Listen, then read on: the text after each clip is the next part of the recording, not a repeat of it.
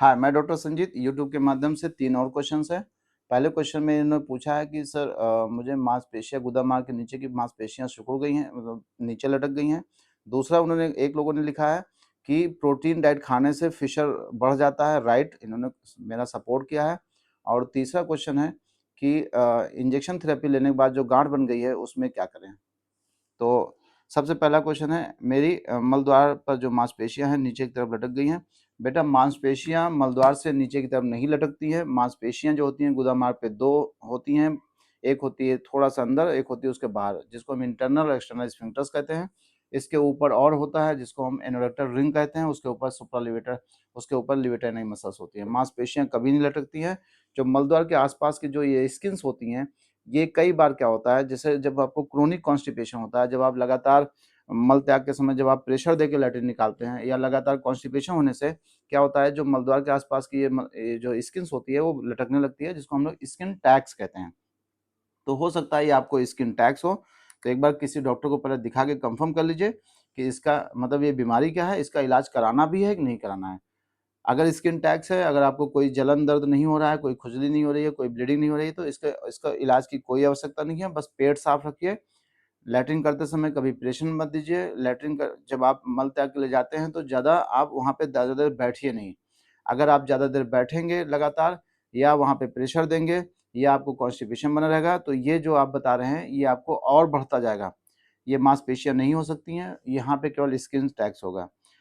इन्होंने संपत जी ने कहा है ज़्यादा प्रोटीन खाने से फिशर की प्रॉब्लम बढ़ती है, राइट है, ये बिल्कुल सही बात है। इस पे हमने बहुत एक वीडियो बनाया है जिसमें हमने ये बिल्कुल साफ-साफ बताया कि अगर आप ज़्यादा प्रोटीन डाइट खाते हैं, जिस दिन आप आज़मा के देख लीजिए, जिस दिन आप ज़्यादा नॉन-वेज खा लीजिए, जिस दिन आप ज़्यादा पनीर खा लीजिए, या कोई भी प्रोटीन ज़्यादा खा लीजिए, आप अगले दिन देखिएगा जब आपका मल आपके शरीर से बाहर आएगा, तो वो थोड़ा-सा हार्ड आएगा और थोड़ा-सा कंकड़ जैसा आएगा।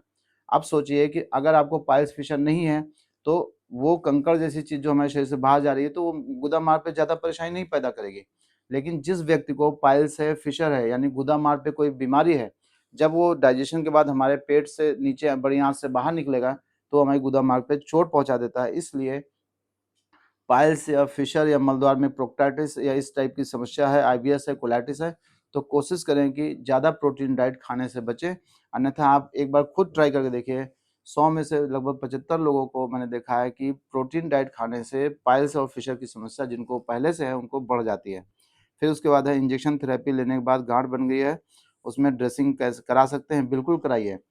अगर आपको मलद्वार के आसपास कोई घाव हो गया है, चाहे वो फिशर का हो, चाहे फिस्टुला की वजह से हुआ हो, चाहे आपने पाइल्स का ऑपरेशन कराया है, कोई भी घाव हो, उसकी ड्रेसिंग तो कराना मस्ट है। क्योंकि गुदा-मार्ग के आसपास जब आप मल त्याग जाते हैं, तो मल का जो टुकड़ा होता है वो उस घाव में जाके फँस जाता है, और उसकी वजह से लगातार इन्फेक्शन का एक सोर्स बना रहता है।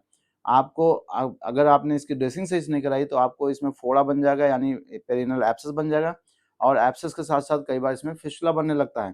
तो इसलिए प्लीज़ जिस डॉक्टर से आपने इसका ट्रीटमेंट लिया है, उनको दिखाइए और ड्रेसिंग कराइए।